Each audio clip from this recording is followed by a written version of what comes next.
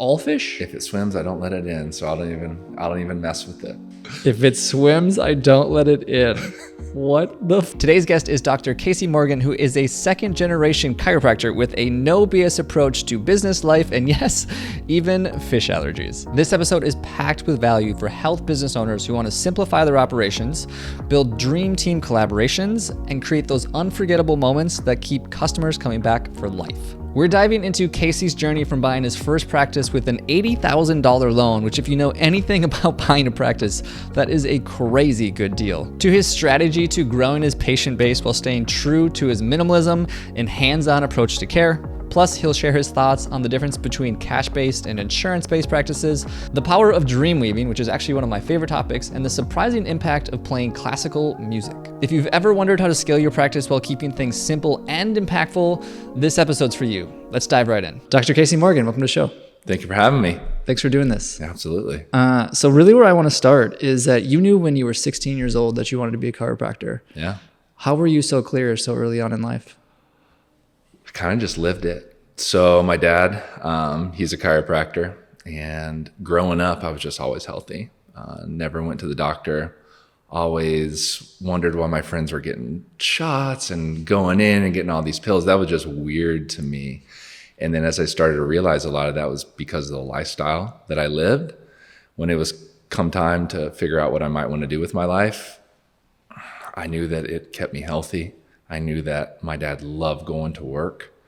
It gave us an awesome lifestyle and a lifestyle of freedom too. And it was just so rewarding. I could see it. And I had spent a lot of my life around other chiropractors, and there really was no other choice. I just knew. It was on my 16th birthday. We're at Mahdi's on 360, and I told my dad, that's what I want to do. Was he excited about it? Very excited. Was he? Yeah. He's like, yeah, you're taking over the family business. Yeah. Is this true throughout the course of your family in terms of, does everybody have buy-in on chiropractic care? Because obviously it's one of those practices where like people generally don't always have buy-in on it. Yeah. Most of my family is very bought in to chiropractic and that lifestyle. We're getting my wife's family more bought in on it. But yeah, once it's kind of in your blood, that's the way you go. So I'm second generation. The doctor that works with me, Dr. Rosenberg, he's third generation. There's like 8 people in his family that are chiropractors. It's crazy. And what about your mother? What's she do? She owns a sign business here in Austin. Okay. Yeah. So do you have a families of entrepreneurship like across the board or? Yeah. So my dad was a chiropractor. My grandparents started this sign company way back in the 80s when they moved from South Carolina to Austin. When you say sign company, what do you mean? They do Starbucks signs or like? Yeah, they'll do banners, they'll do billboards, they'll wrap trucks, 18-wheelers, attorney signs on the highway, that kind of stuff. So they had that business, and is it pretty lucrative? It seems to be, yeah, and especially as Austin grows. Yeah, it's one of those things now where they're saying the more mom and pop shops, the working with your hands, the plumbers are the new millionaires, that kind of thing. It seems like it's really starting to pop off. Yeah, I'm obviously in the marketing space, and there's a guy that I follow, Neil Patel, incredible marketer, very successful guy. And he was recently asked, like, what would you do if you were to start over? Like if you had no money and you wanted to make $1 million within the next year as quickly as you could. And he goes, I would buy a boring, ugly business. And then I would basically like inject marketing into it and like update it essentially. He's like, whether it was like an HVAC or a plumbing, he's like something that's just boring, ugly, nobody cares about because there's no competition, and then just like inject a little technology into it. If they would do that, they would be crazy, and they have like no marketing and they're doing great. Yeah. Yeah. That's interesting. I've become obsessed with these types of businesses like signs or there's a street sweeper that came by my place the other day, and I was like, man, I bet you whoever's owning that is probably crushing it. Yeah. Like there's so many, they're just like right under your nose. You have no idea that they're there. There's a place back home where it's like a gravel pit, and I grew up with it my entire life. And being back in Minnesota with my girlfriend a few months ago, we drove past it, and I was like, it was the first time I looked at it, and I was like, this has been here for like at least 30 years since I've been alive. I bet you they're just crushing. Yeah. I had a patient that would come in and just whip out hundreds, and he owned a porta potty business. They like literally just cleaned out porta potties. The most dirty, unassuming, and this dude was rich. Yeah. I legitimately last night, no lie, last night in bed, I looked up, I was like, what are the most unthought of, boring, but also lucrative businesses. And it gave me like a list of 30 of them. And that was one of them. One of them that I thought was brilliant was actually mobile oil changes. Okay. I was like, brilliant. Yeah. Junk cleanup. Yeah, anything like trash or cleanup or cleaning related. Brilliant. Yeah. Well, one of my mentors always says problems are profitable, right? So find a problem, market's not oversaturated in it.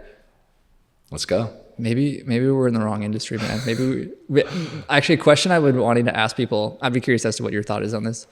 In the health space, like what do you think are like the overlooked spaces within the industry? Because obviously there's like a lot of the obvious stuff, like personal training, there's gyms, there's coaches, there's chiropractors, there's doctors. What do you like? Do you think there's like hidden stuff that like people just don't think about, like sex education maybe, or like I don't know. Like I'm just curious if there's anything in the health space that we're just like totally not even thinking about.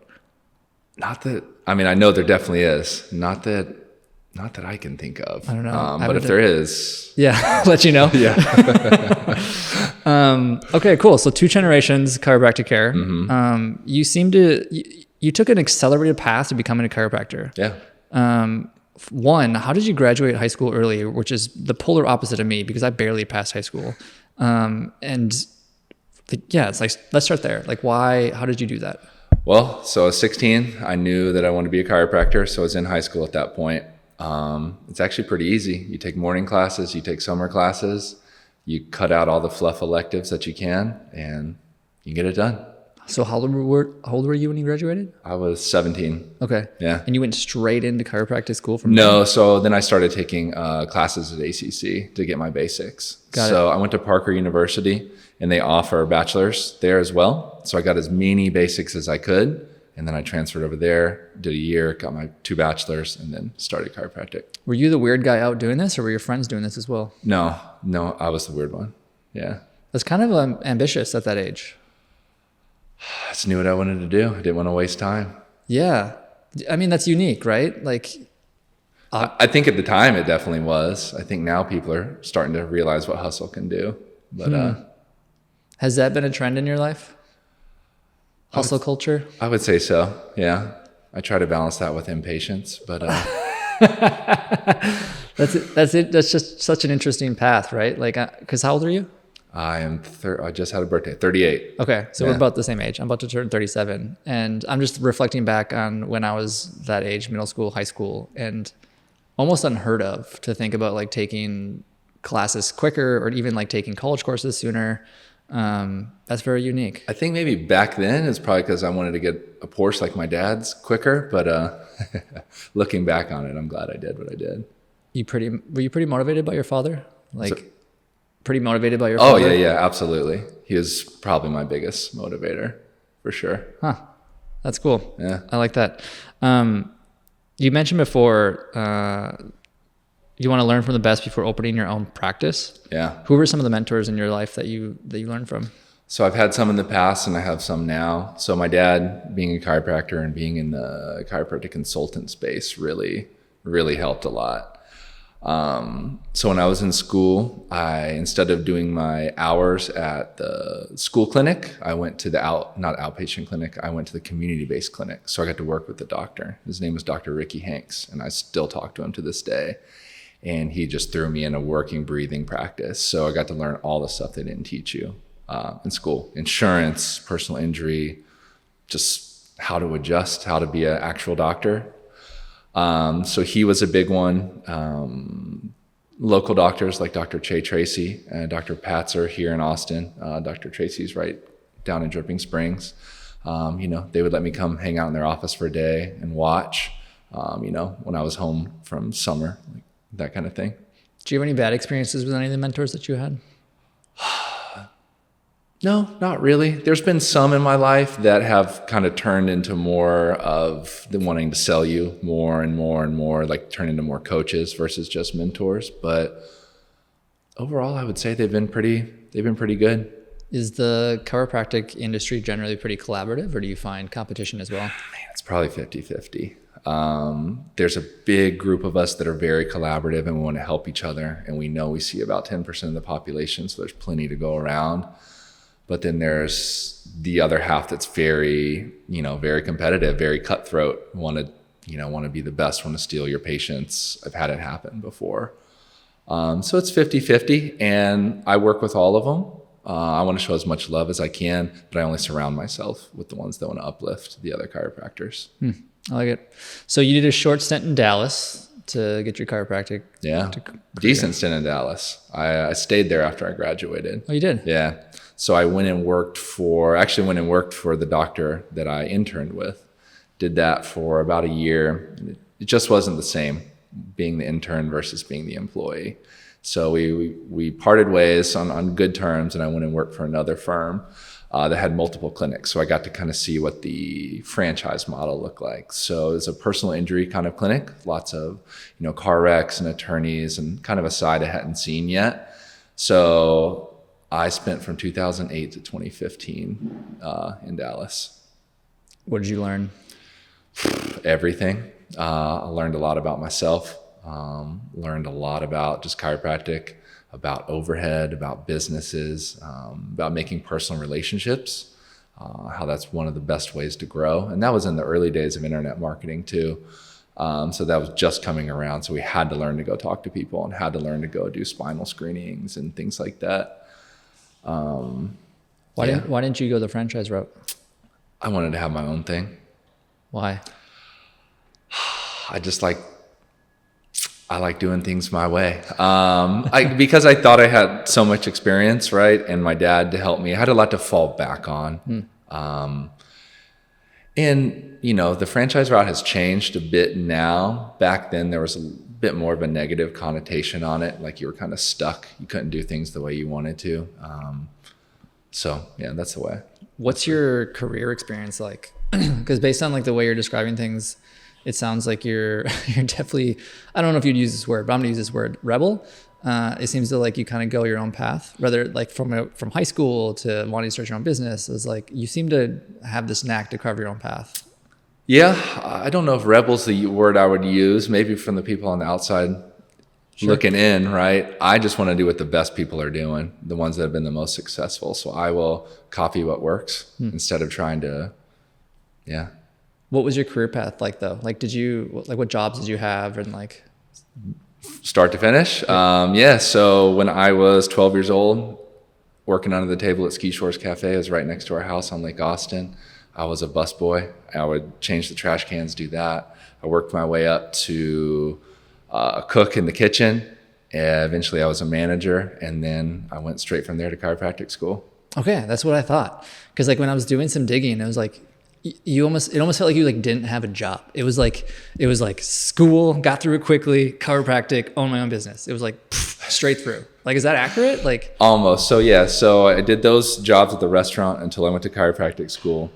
And then after chiropractic school, I worked for Dr. Hanks and I worked for the other clinic. So that was about a year. So after that, I decided I wanted to move back home. I actually love Dallas, but I wanted to be back home. I wanted my own thing. So I found a practice that was potentially going to be up for sale. And we went into the arrangement knowing that, I want to buy the practice. And a year into it, when we sat down to have the conversation, it just wasn't the fit for me. It was a lot of therapies, a lot of modalities, a lot of things. I like to just work with my hands. And it wasn't quite the practice that I wanted. And it was a bit more expensive than kind of had originally been talked about. And it just so happened my dad knew another chiropractor that was retiring, that was moving to Blanco. He just got remarried, and his practice was for sale for really cheap. And so high school jobs, chiropractic school, 2 associateships, own business. And West End Chiropractic was bought from that other. It was open in 94. Do you mind sharing like what that deal was? Was it like, did you have to get an SBA? Did you have to do like a seller finance? Like, what'd you do? No. So my mom loaned me the money. I bought it for $80,000. Wow. Yeah. How long had the practice been around at that point? 94. Oh my gosh. Yeah. So X-ray. Well, hold on, pause. Why was it so cheap? He was retiring. He had just got married. He just wanted out. Yeah. He had a great career and was like, I'm ready. I'm out. So X-rays, the software, the patient books. I've seen about 100, 120 patients a week and just went straight in. Yeah. What? Yeah. Yeah. That's awesome. It was crazy. It was like it was meant to be. And what's even crazier about it, and I'm saying this in all the good reasons, I had a non-compete radius of 8 miles. And this business was literally on the other side of the street from 8 miles. It was like it was meant to be. Kidding. Yeah. Oh my gosh. Do you still talk to that chiropractor that sold it to you? We did for a while. But then, no, we haven't talked in a while. So every once in a while, when a patient that was one of his back in the day passes away, I'll text him and just let him know. But we haven't talked in a while. Have you ever thought about, I mean, this is a weird question. If an opportunity like that presented itself again, do you think you would buy another practice? Not while I have this one. I'm not a huge fan of splitting myself into multiple different places. I want to have that one big mothership. Yeah. If I ever were to move, like if I sold this practice, I would look at doing that model again, buying a already established practice if I ever move somewhere. I might mess this word up, so somebody needs to fact check me, but I think it's called the Lindy effect. Lindy, something like that. But anyways, basically the idea is the longer a business has been around, the longer you can expect it to continue to be around. So the fact that that business had already been around for so long is a very good sign that it'll continue to be around because it's just known, people know about it, there already has a customer base, it's trusted, assuming it's not a trash business, but people already trust it. I was actually looking at a place in Bee Cave. Nobody steal this. I was looking at a place in Bee Cave recently. It's a locksmith, and they've been around for 40 plus years, 45 plus years. And I was like, I guarantee they're gonna be around for another 40 years. Yeah. This would be be a great thing to get into. Low overhead, like every locksmith I've ever been to is just a hole in the wall. Like, yes. It sounds great. And like every time I've ever had to use one, they show up for 5 minutes to open your door, and then you get a $50, $100 bill. Yeah. So 5 minutes of work for $100. Yeah.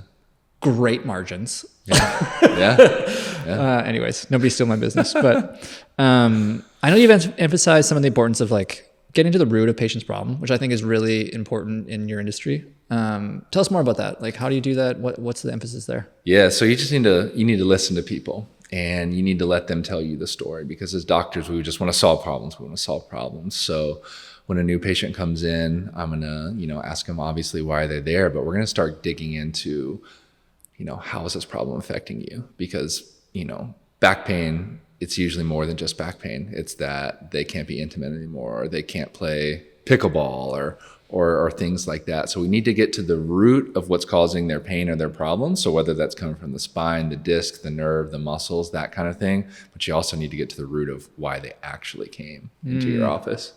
It reminds me a lot of when I used to practice as an OT. Like that was the core of what they taught us in school. Yeah. Is like everything for me, like people would always ask me what the difference is between PT and OT. And I used to say like the difference for us is that we always looked at why. Is like, yeah, you have a shoulder pain or a knee pain or whatever the case. That wasn't really that important to me as a practitioner. What was important to me is like, well, why do you care? Like, what are you going to do with that? To your point, is it like, do you want to play pickleball? Is it because you can't get out of bed? Is it because like you want to pick up your kids and spin them over your head? Like, why do you care? Yeah. So if you're not using your shoulder, who cares? Like, you also got to be careful with patients. You always, they might come in for lower back, but before you move into your exam, you always have to ask, is there anything else that I might be able to help you with? Because sometimes they're just telling you what they think a chiropractor might need to hear. And the reason might actually be headaches that they didn't think you might be able to solve. And that's the biggest problem in their life. If you don't mind sharing, have you ever had any like sadly unfortunate situations with patients that like that maybe didn't go so great because of maybe a previous injury you didn't know about or a poor adjustment, and like maybe how you addressed that or how you dealt with that? I mean, yeah, there's been plenty of bad experiences, right? We're all human. Usually with that, people just don't give chiropractic enough time because they usually have waited to like where their last hope is chiropractors. They've tried the whole medical model. And usually when that kind of situation arises, it's just really sad because you could have helped them. They've had every injection under the sun and every other thing, and they only give you 2 or 3 visits, and then they leave, and then they write you a bad review, or they say something, they go and tell people that chiropractic didn't work. I don't know if I have any exact examples right off the top of my head, but that's usually kind of the recurring theme is people just don't give it enough time. It's like I tell people all the time, it's like a diet. It's like an exercise. I don't have a magic pill for you to get abs. How do you address that stuff? And the reason I'm asking this question and kind of trying to dig deeper with you on this question is because from what I've seen from the outside looking in, you have a perfect record in terms of like 200 plus 5-star reviews. That's like unheard of, especially in the chiropractic space. Is this because like you're good at setting expectations? Is it because you have good review control? Is it because like you address the issue right when it happened? Like how do you manage this? Probably all of the above, and just learning from my mistakes. So luckily enough, a lot of the mistakes I've made haven't, aired to the top of the Google page or Yelp. A lot of big issues you'll run into in a medical practice, or probably any business in general, is just money, right? And I've tried different iterations of practice through the years where I just treat visit by visit, or I've gone through times where I try to sell big packages because I went to a seminar, and usually that's where I've gotten the really bad feedback or the really bad blow-ups where you're like hard selling people. And we've all probably tried different things, and I think at this point I've found what's really genuine to myself and what I truly believe, and I think that's what's really kept my ship just going the right direction. And does that just mean being like less salesy and more personable with your patients, or what do you mean by that? Yeah, so less salesy, more personable, just honestly telling the truth as I see it, and then delivering on it. And if I can't do it, I'm going to send you to someone else that I think could help you. Because some people try to just hold on to a patient or someone just forever and forever, and sometimes it does take a really long time. But if I see it not going the right way, we're going to talk about it.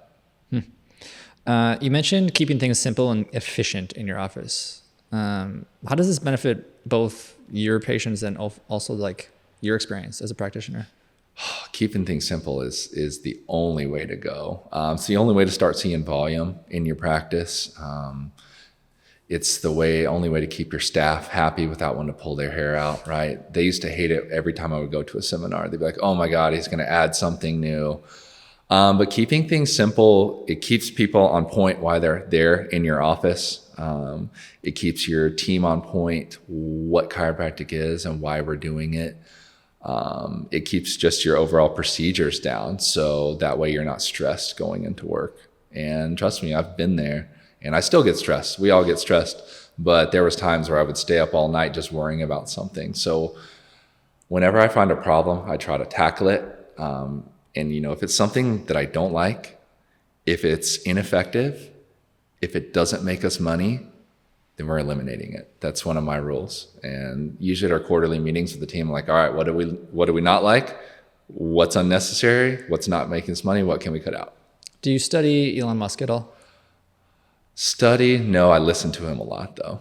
Have you heard him talk about like how he deals with the inefficiencies and like simplicity? I haven't heard him speak, but I've seen some really funny things. I read one of his books recently, and well, not the one he wrote, but a guy wrote on him, Isaac Walterson, if you know who that is. He's done biographies on every major person from Steve Jobs to Da Vinci to Benjamin Franklin to everybody.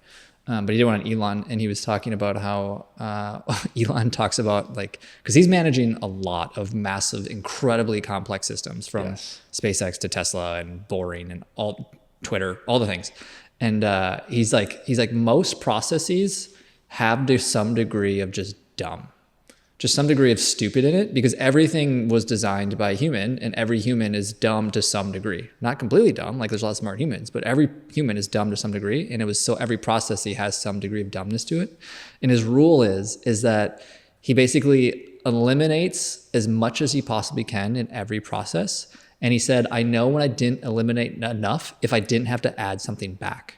So he eliminates so much where it's like, okay, we went too far and now we need to add things back. And that's how he counteracts the fact that there's just so much dumb nuance in everything that we do that you have to counter it by like literally removing things that you would be like, you would never remove that. He's like, well, we're going to try. Yeah. Just to make sure. We saw some of that come to the surface in our office. We had a long-term employee and she left the practice. And as we were kind of rebuilding from that, it's like, well, what's this? Why are we doing this? It's like, I don't know. Like, oh, okay, that's going, and then we had to add some things back in. Yeah, you find out, like, you're like, oh, that's why. Yeah. It's like, well, why are we writing this down 3 times? Like, no. The software already did this for us. Yeah. I think there's a lot of that. I'm sure I do a ton of it as well in my own business. So I know you're really big on the relationships building, the collaboration with even like local medical communities. And can you maybe share some examples of how you collaborate with other just professionals, healthcare professionals, and people in your community? For sure. Well, you got to get out there and just meet people. A lot of people want to do just social media marketing or things and hope everyone comes to them. But at some point you have to knock on doors. You have to go to local events. So for me, I would say big collabs I have are with like pain management doctors or other medical, mainly pain management doctors, because they're trying to help people with the same problems I'm helping with, but they only have so many tools before they send them to surgery. So nowadays with people not wanting to use opioids and things like that, less and less and less, they'll send to us chiropractors, and it's been a pretty great collab. Massage therapists are great collab to have as well. They usually make great patients, and I love it when my referral sources are actually patients as well, because then they get it. And they're also not saying stupid stuff to our patients, like, because they don't know anything about chiropractic, right? But massage therapists have been a great way to get patients in your door as well, because unless you have it in your practice, which I don't, so I refer all my patients to this 1 or 2 practices right near our office. Do you still to this day do a lot of like community, what's that called? Community outreach, I guess you call it? Not as much. And, you know, we start getting complacent in life. And so recently I brought on an associate doctor about a year ago, and that's what we're working on with him, is getting his name and his brand out there. Because these things are like little streams. They start with a little trickle and they just grow and they grow. So it all takes time. And those events, with everything, it kind of ebbs and flows. Sometimes it will be a massive hit, sometimes it won't. But I mean, I have patients to this day that I met at the Lakeline Mall that I set up a booth on a Saturday and would just talk to people about chiropractic. So it works. Planting seeds. Planting seeds, man. I see it in my own life as well too, as like stuff that I've been doing. It's cool but frustrating at the same time. Is you do all the things, right? Like, especially as a business owner, we're literally trying to do all the things, from the networking events to creating content to going to events to doing a online live or some webinar, or, you know what I mean? Like, you're trying to do all the things, and it's great. And I love the hustle and I fully support it. And then all of a sudden, like 5 years down the road, something that you did at one of those events trickles back to you. And it's cool, but at the same time, it's frustrating, because it's like, the sheer lack of consistency, which is like why marketing in my whole world can be so frustrating at times. Because it's like, you wish it was like, do X and then Z happens, but it rarely is. For sure. So you mentioned about opening your clinic during the pandemic was a bit of a challenge. You mind sharing what that experience was like? Yeah. So we were in our old space. That I didn't purchase the clinic, but purchased the clinic, not the building. We were in that old space and we were outgrowing it. It was on the 2nd floor. Patients were hobbling up 2 flights of stairs to get to us, 8-car parking lot. It was miserable. And so right across the street was an old Subway that opened up, that went out of business. And we got that lease, and I had no idea what the heck I was doing. Like, I didn't even have plans, didn't have a builder, didn't have a business loan. I was like, yeah, I guess this is what we do. And finally got all that in order, and we broke ground, and a week later COVID happened. So what should have taken 6 months took 17 months to do a build out. But then we were rocking and rolling in our new space during COVID, and it was a little bit different of a setup than our past office. It was a little more of an open concept, which people really liked during COVID, because they didn't want to be so confined with someone for 15 minutes or whatever the rule was. Yeah. And COVID was great for chiropractors because people had more flexibility in their schedule. They were all working from home. They were all sitting on their couches or their beds, destroying their back all day with terrible posture. They weren't at, Facebook and Google with their ergonomic setups. And there was no traffic.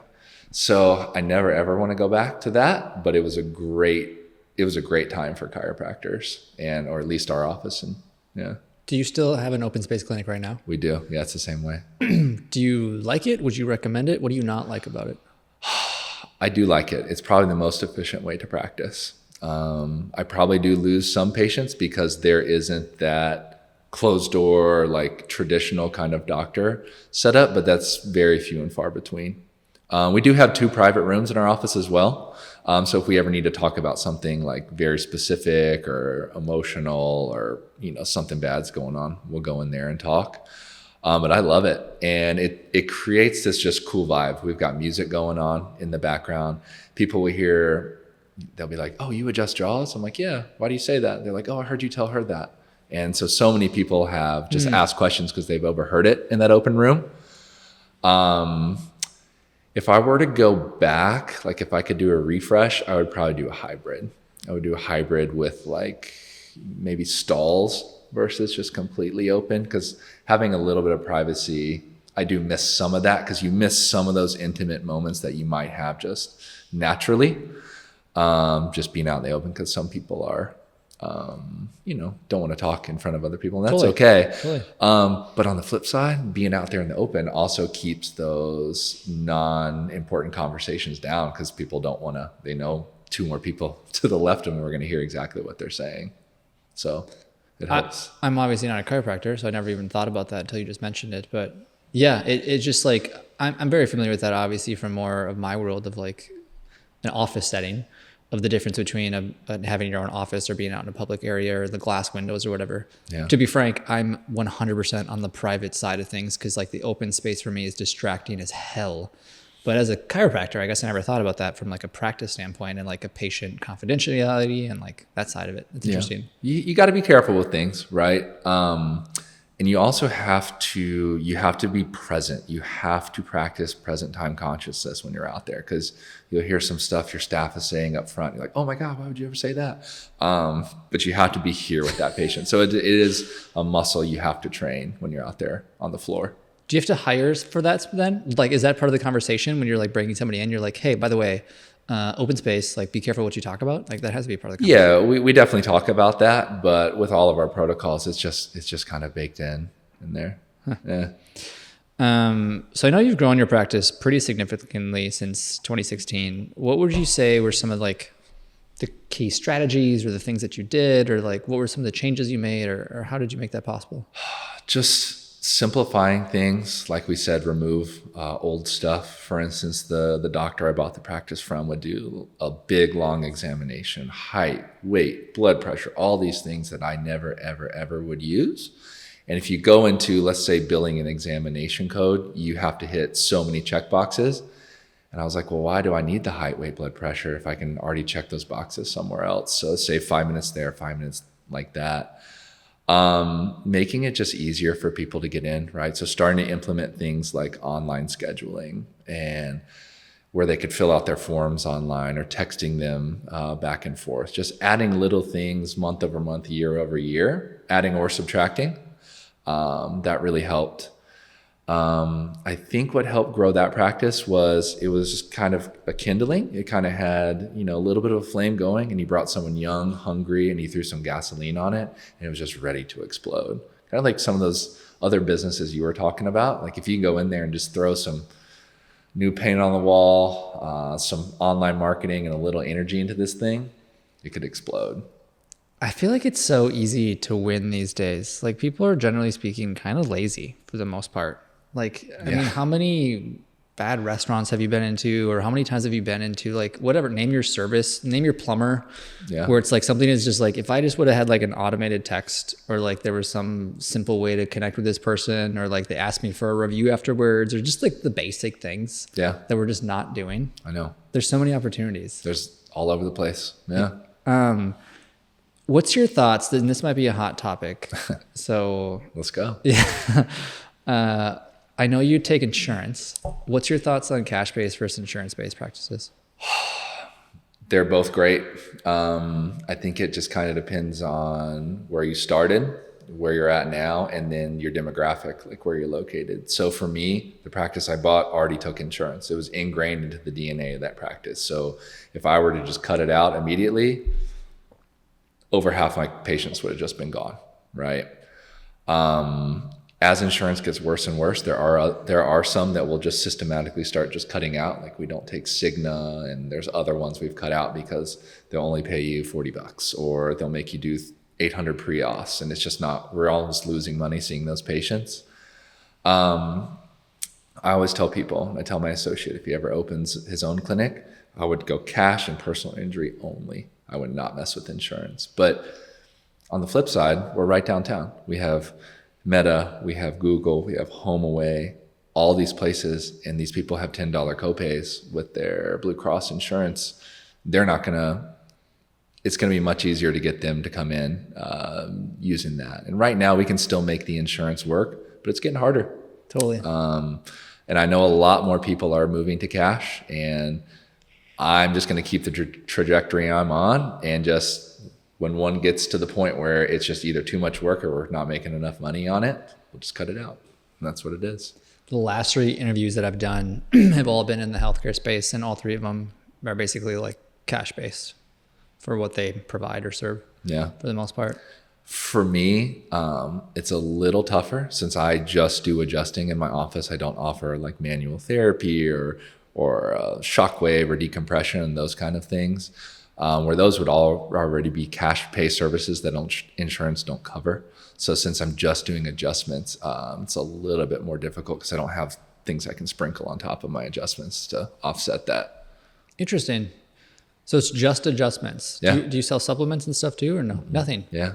Interesting. Why? Yeah.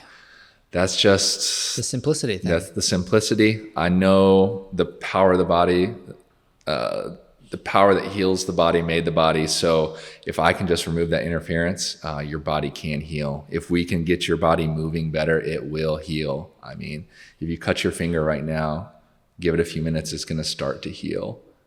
It's because there's no interference there. If you kept playing with it, that's not going to heal.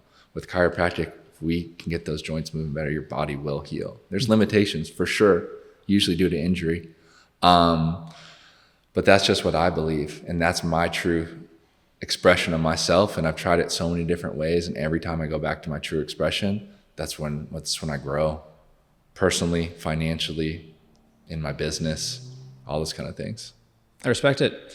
Is your downtown Austin, is your rent crazy? Crazy. Ridiculous. 10 grand? It's about 7,000. Damn. Yeah. That's a lot. Yeah. Yeah. It's nuts. Oh my gosh. Gotta love Austin right now. Prices are nuts. You have a very supportive family. I mean, they've obviously played a big role in your success. Yeah. What would you recommend to other people in terms of like building a support system, and like what are other things that you've done to build that support system? Wow, that's a great question.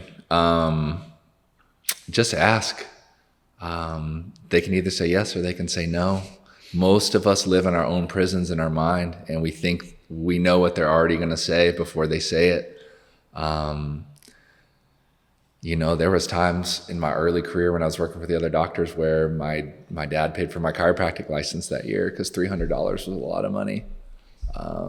So I would say ask for support. Ask for that help. And it might not be financial. It could be emotional support. It could be coming over and doing your laundry because you're at the office till 9:00 at night, kind of thing. When it was just me, when I first bought the practice, it was me and one other assistant, and we ran it lean and mean. Well, when she wanted to go on her week-long vacation, my mom came in and ran the front desk. Oh, man. So you never know unless you ask. That's cool. Yeah. How do you balance the personal and professional life then? I mean, I know you're into golfing and drumming, and you got a honeymoon coming up here. Yeah. How do you balance that? It's tough. For me, I have to just tell myself, switch it off. Because if not, I will go chiropractic office mode nonstop. I've tried different things. I've tried that brick app where you can brick your phone and just turn it off. Oh. For me, just putting the phone away is a good one. Define putting the phone away. Like you shove it in a drawer? Like what do you do? Just put it on the nightstand, right? While we're watching TV or cooking or things like that. Because if not, it just comes right back. And getting back into business or like, oh, I should post about this or something like that. It's tough. It takes constant work, and it takes constant thoughtful attention to it to balance. Because there is, at least for me, it takes that work and that building. But once again, I just have to tell myself, Casey, it's off. You're at home. Or if not, I'll drive my wife crazy. Are you familiar with Cal Newport? That sounds familiar, but no. Most people have heard of his work from Deep Work. If you ever heard that expression, Deep. Okay, that was probably his most popular book. It was called Deep Work. Most people are familiar with it as just like the concept of doing something very intensely focused and being able to grow the skill to be able to focus on a task, and it really creates the best quality work. That's really where Cal Newport comes from. And a lot of that comes from his work as a computer science professor out in Georgetown on the East Coast, and family, kids, professor, writes books, a lot on the plate. And so he had to like learn how to focus and learn how to do that. And he has something that he teaches in the book, and the phrase is shut down complete. And he says when he gets to the end of his workday, when he's like leaving the office or whatever, is he'll literally like close the laptop and say the words out loud, shut down complete. And it flips his brain into being like, I'm done for work for the day. Okay. I'm going to go home and be with my family. And he's going to like have his whiskey and write his book or whatever he's going to do. I love it. But I just thought it was great. It's not for everybody, but I just think that's good. A great cue though. Yeah. I could have used that last night. We rebooted our server and something still wasn't loaded. So my wife was like, hey, sit down with me. I was like, hold on, I got to do this. And I finally just put it away because I couldn't figure it out. I'm not good with IT, as you know. You helped me with my website. But what was his name again? Cal Newport. Cal Newport. I'll look him up. He has a handful of books. His favorite one by far is called Be So Good They Can't Ignore You. And the idea is exactly the title, is that like everyone's, especially for me as like somebody in the marketing space, and I do design and websites and all that stuff. And something that he talks a lot about is like, just be so good they can't ignore you. And I think there's so much truth to that. And he gives the example of like comedians, or he's like, they don't have to necessarily go and like market themselves. Like if you're just really good, people will find you. And that's true for everything. Even like as a chiropractor, is that be so good they can't ignore you. And most everything else kind of takes care of itself. Yeah. Oftentimes. Yeah. One of my mentors always says patients come from you, not to you. So if you can get to that point, like you're speaking of, a lot of patients will start coming to you because say of that what again. you do. Patients come from you, not to you. So if you're just sitting back and, oh my gosh, where are the patients at? Where are they coming from? Just trying to market. No, you have to be the best at what you do. You have to own it, and they'll start coming to you. I like that. So you're pretty big on 75 hard. Yeah. You've done this, I think you said 3 times now? This will be my third year. Third year coming up here. Yeah. Okay. I'm familiar with it. I joked with my girlfriend about this. I kind of just live it every day of my life. It's just like who I am. And that's not a brag. I just like, I'm like a robot. Sometimes I wonder if I have feelings. Me too. And so like for me to get up and do a workout and to read every day and to do a cold plunge and a sauna and all the things, like it's a non-issue for me. Yeah. But I'm curious for you, as like, it's obviously had a pretty pivotal impact on your life. Mind sharing that experience? For sure. So kind of like you said, you live it. I live most of the tenets now through my life. When I started 75 hard a couple years ago, I was out of shape. I was drinking a lot, not in a problem way, but just more than I probably should have. Just didn't like the way I looked in the mirror, right? You rip your pants once or twice and you're like, all right, buddy, you got to get this together. And I was listening to Andy Frisella. If I want to get feisty, I put on his podcast. And he was talking about 75 hard. And then I saw some other people posting, I'm like, man, this guy got fit. So it started off as a fitness thing for me. But I went 18 months without drinking. I did that 75 hard. I actually did phase 1 and phase 2 of it too. So I did like 4 or 5 months of just 75 hard. And I was like, yep, this is who I am now. But physically it changes you. Your body will transform. If you've never had abs, you will probably get them. You will learn to enjoy reading books. I hated reading books before then. That's been a huge change for me. So you started reading books 3 years ago? Mm-hmm. Wow. Yeah. I have a library full of books that people recommend, and I would like, I'll get to it one day. What was the first book? Oh my God. That's a great question. Or the most impactful, I guess. My most impactful was Unreasonable Hospitality. It's my favorite book ever. What's his name? I just read it. Gilda. Thank you. Yeah. I can't think of his name. Yeah. But anybody who doesn't know, it's he created the best restaurant in the world called 11 Madison Park out in New York. And he just talks about my favorite. I'd love to hear your favorite takeaway. My favorite takeaway, can I jump? Do it. Cool.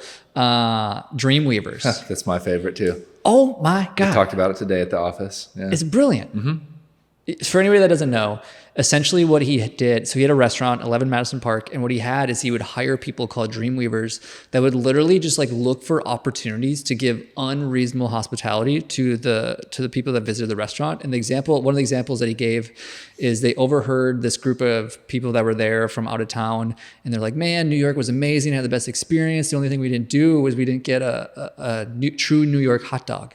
And one of the Dreamweavers heard it, and they went onto the street, they bought a hot dog, they plated it, they made it all nice because it's a fancy restaurant, and they brought it out for this group, and they lost their mind. And I was like, we have opportunities to do that every single day in our businesses. Absolutely. But that's a great book. The great book. And we use that Dreamweavers in our office. Really? Because, with any business, it's about those relationships. If you make someone a great website and they're super happy with it, that's transactional, it's done. But you give them a mind-blowing experience. You weave it through their dreams that they couldn't even imagine. They'll come back. And they'll tell 10 people. They'll tell 10 people. We had, just for an example, because I've taught my team to listen, just like the book says. And we had this one older patient with a pretty bad spinal disease. Like, man, we're going to be hanging out for a while. He's like, okay, I'm all in. He's like, you guys are going to see me on my birthday next week. And my assistant was like, oh, it's your birthday. What do you like for your birthday? And he found out he liked chocolate cake with vanilla Bluebell. So I went to H-E-B the shift before. I got him a chocolate cake with Bluebell ice cream. And at the end of his shift, they walked out with that with a sparkler for his birthday. That's dreamweaving. He probably lost his mind. He referred in 10 people, and he still comes to this day. His daughter was just in yesterday. Yeah. I love that. And I think any business, it doesn't have to be medical, can do that. And that had nothing to do with chiropractic, right? So that book has been, I've read it twice now. I'm going to read it every year. We were in New York this summer, and I didn't make reservations, but I went to 11 Madison Park and I took pictures in front. It was just gave you goosebumps if you've ever read that book. Yeah. It's a vegan restaurant now, so I'm not going to shell out $1,000 for that. But I totally agree. I felt the exact same way. It's so sad to say that, but because we were actually just in New York a couple months ago now, and I felt the same way. Yeah. It was like I was a little upset, but then I heard they're like a vegan restaurant, and he's not even a part of that business anymore at all, anyways. But he just does like talking now. But I felt the same way. That's so funny. Especially in that industry, man, is like, if I can give one recommendation on this podcast, don't open a restaurant. Horrible margins, super hard business. Like, I think it's like 60 or 70% of restaurants fail. It's like, it's terrible. Yeah. Like, unless you love it, unless it's in your blood, unless it's like you can't live a life without being in a restaurant, unless that's the case, like, oh God. And then still don't do it. Yeah, exactly. So on that note, thank you for the segue. That was one thing I wanted to touch on is like, so you've become more of an avid reader. Yeah. Any other book recommendations, even like specifically for chiropractors or people in the health space or business owners or anything else in that realm? So my second favorite book is Unreasonable Hospitality and Excellence Wins by Horst Schulze, the guy that co-founded the Ritz-Carlton. Amazing book. I read that before I read Unreasonable Hospitality. It's just fantastic. It teaches you things like the 10-foot rule. If someone's ever near you, if it's within 10 feet, you don't have to say, hey, Corey, how are you doing? Just acknowledge them. Little things that you slowly add into your business or your life that will just start adding up. The 10-foot rule. Interesting. Yeah. Okay. So a lot of the hospitality things that they would learn at the Ritz-Carlton, they teach you. It's a great book. Huh. Yeah. All right. Excellence Wins. I'll put it on the list. Yeah. Other books, there's a great book I'm rereading now. It's called Are You the Doctor, Doctor by Fred Barge. I just like to learn from the greats. So I don't necessarily listen to the newest things that are popping out there. I want to learn from the doctors that saw 1,000 patients a week back in the day, right? And he's just giving you real life examples. And what you realize is we're all pretty much the same, and we get a lot of the same experiences. We do things a little differently, and we see it a little differently, but people are, as much as we're different, we're the same. Yeah. I mean, we got, depending upon what you believe, 2 million years of evolution just rooted in us. We're all basically the same. We're all just kind of apes walking around. Yeah. Some of the problems have changed, but generally speaking, we're the same genome. Yeah. We, as far as reading too, I read with my staff now. So we pick a book and we we read about a chapter a week and we discuss it at a weekly meeting. We read The Energy Bus. It was a great book for teams. It was an easy read. It was a great book. And we are just finishing up The Four Agreements, which is an awesome book too. Easy read as well. And it's just great hearing, me having my take on it and then seeing what my staff has to say about it as well. It's really brought us together as a team. It's Dom, Four Agreements, Dom, I can't think of his last name. But, Julio. no, probably not. If you liked that book, another one you should check out, it's fiction, but it has a lot of the same principles. It talks, instead of the Four Agreements, it talks about the 9 talismans, I think it is. Okay. But it's called The Monk That Sold His Ferrari. It's a fiction, it's a fable, but it's rooted in personal development and like kindness and all the other things that a lot of the Four Agreements talks about. So you like that one, highly recommend. But, cool. Where do you see the future of West End Chiropractic going? Growing. So not in the sense of multiple locations. That's just not what I want to do, but just having a big, busy, happy chiropractic office. It's me. I have 2 assistants and Dr. Rosenberg that works with us now. I would love for it to be 3 of us doctors, 4 assistants, and just rocking and rolling. How much space do you have for doctors? It would be a tight fit with that crew in there. We could definitely make it work. We'd probably do different kind of shifts that way. We have the space though. Someone's got to pay that rent. Yeah, it's crazy. I got a round of rapid fire questions for you. Let's go. First thing that comes to mind. What's your best business advice? Done is better than perfect. God, I was just telling my girlfriend this the other day. Is like kind of on that note. I was like, what did I say? I said 80% done by somebody else is 100% awesome. And what I mean by that statement is that like as business owners, we love to try to control and like do all the things. And it's easier if we just do it ourselves. And it's like maybe, and you might do it better. But if somebody else can do it and get it off your plate, that's way better than doing it yourself, in my opinion. You read Dan Martell, Buy Back Your Time. I have not read that. That's one of his things he talks about. Oh, really? Great book. That was one of the last ones we read in our accountability group. So true. Best marketing advice? Personal connections. Get out there, meet other people that can refer you clientele in your space. What's your favorite part about entrepreneurship? Creating opportunities for other people. What do you mean by that? Giving my staff a great career, giving them a great purpose in life. That's one of the best ways I've ever heard that answered. Well said. Thank you. When are you most productive? In the morning, first thing. Same, man. Who is your inspiration? I would say my chiropractic mentors. So my dad, I'll give a shout out to Dr. Tim Young and then Dr. Brad Glowacki. Tell me one secret or something most people don't know about you. I love blue cheese. I could eat it without a cracker. You like that stanky cheese. What would you change about yourself? Oh man. If I could change anything, like snap of a finger, I would say make it so I'm not allergic to fish anymore. That sucks.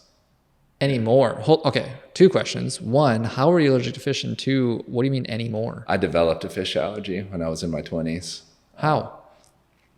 I guess my body just changed. I went into anaphylactic shock and can't have fish anymore. So you ate it when you were younger and then you were like out on some sailboat and you ate. I was in chiropractic college and I had some tilapia and I went and worked out and it looked like that movie Hitch. Yeah. And I was like, that's weird. And then I kept eating more fish because I was broke and I was trying to be healthy.